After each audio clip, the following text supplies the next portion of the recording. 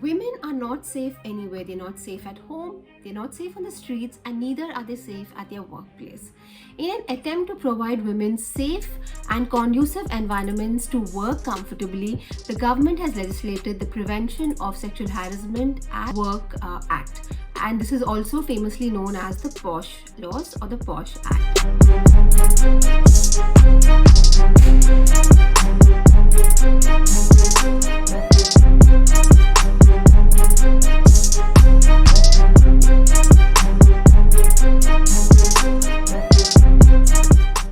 Now, this act came into being by the famous Vishaka case. Now, a little about the case. In 1992, a Rajasthan state government social worker called Bhavri Devi was attempting to stop a child marriage from happening in a village, and she enraged the landlords of that village, and they brutally raped her to teach her a lesson.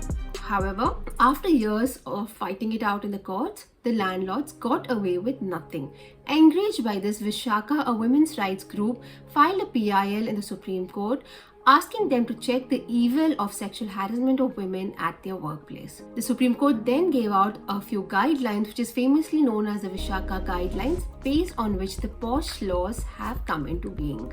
The specialty of this act is that there is an internal complaints committee formed by the members of your very own organization, which will take on the complaint. So if you feel you've been sexually harassed at work, you can make a complaint to your ICC or internal complaints committee, and they will provide redressal for your problems. You don't have to directly go to court.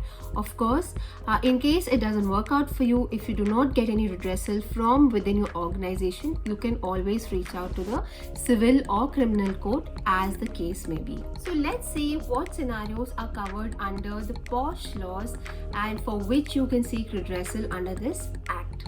First and foremost important thing, the harassment has to be sexual in nature or has to have an underlying sexual intent.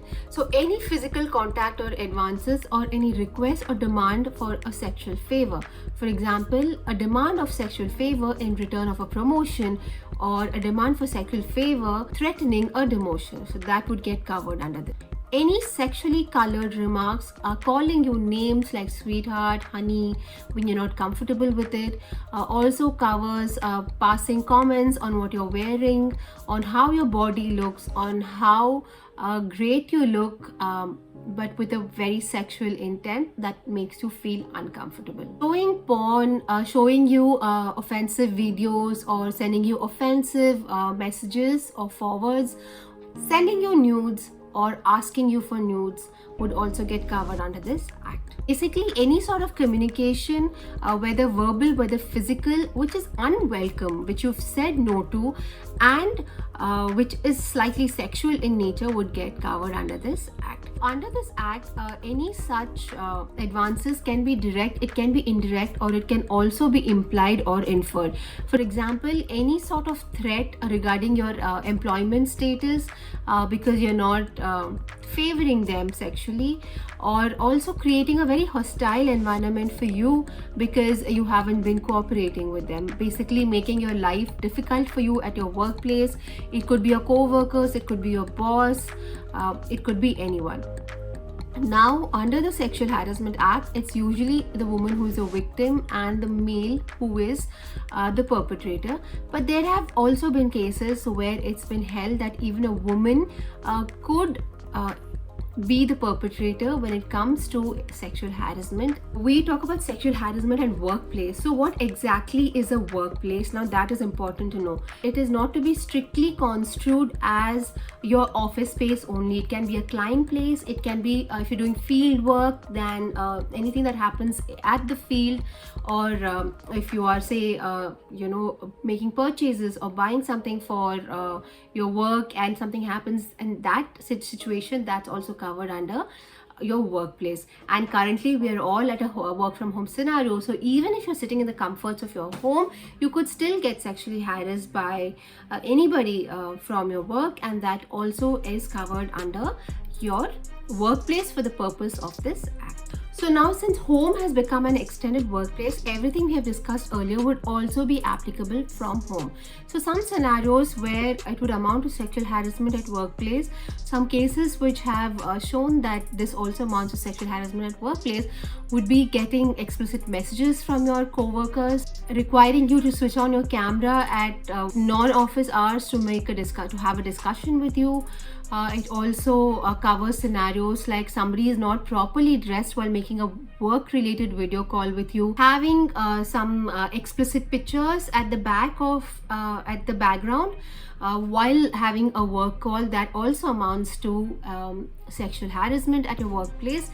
So basically, any scenario which makes you uncomfortable to continue working would amount to it. So now, what do you do when you are faced with these circumstances, or you're faced with these challenges at work? So the first thing you do is you file a written complaint to your internal complaints committee or your HR, informing them of such harassment. So the ICC, or the Internal Complaints Committee, will investigate into this matter, and they will take an action which they seem is appropriate as per the situation or as per the crime committed. It could vary from demotion or withholding a promotion, or it could be a transfer to a different place of work to the person who has been harassing you, or it could also mean termination of employment for that person. Now, what if you feel you haven't been adequately redressed or compensated by your organization? What do you do? So in case you've been sexually harassed, you have the right to go file a police complaint under the relevant provisions of the Indian Penal Code, or also go to the civil court and ask for a compensation if the situation or the circumstance permits it. Most of the time, women face the dilemma to whether go actually file a complaint or not, because of the fear of being discriminated against or the fear of being sidelined at work by their own co-workers. So it is not enough that we do have laws on the paper. It is very important for an organization to implement these laws not only in paper but also in spirit, and make work and make the workplace a safer space for women to work in, a healthy space for women to thrive in, and get up every morning and come to work and feel their best and the most comfortable in. And that is up to every organization to implement.